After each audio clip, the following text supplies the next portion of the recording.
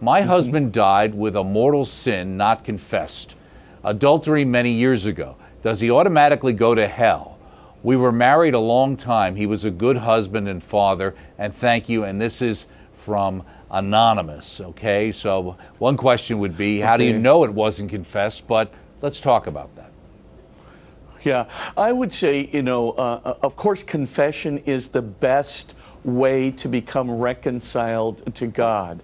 But also, the Lord in His compassion, will look at other means of reconciliation, right? Like in the parable of the prodigal son, right? The son simply returns home and the father just goes out to meet him. He's got the speech prepared with the imperfect contrition. But basically, here's the deal. There's perfect contrition, there's imperfect contrition, there's, contrition, within the sacrament of confession, and there's contrition, even imperfect contrition, outside of the sacrament of confession.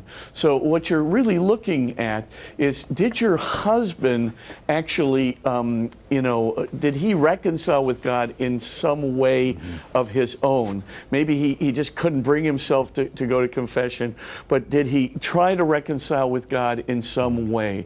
And of course, you have to be very careful, that you're not trying to say yes or no, because you're not getting inside of his mind necessarily, right?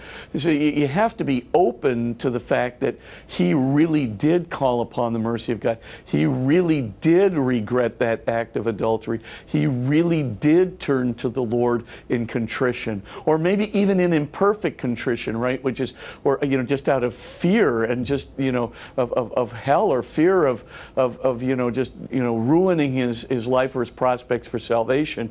You just don't know. But the one thing that we do know is we have to assume that if there was an act of contrition, right, that God is going to look benevolently upon that act of contrition, unless it was completely insincere. Of course, the way we can be sure is to go to confession, but of course we also have to say that even an imperfect contrition will be benevolently accepted by an unconditionally loving God if we are sincere, even in that imperfect contrition.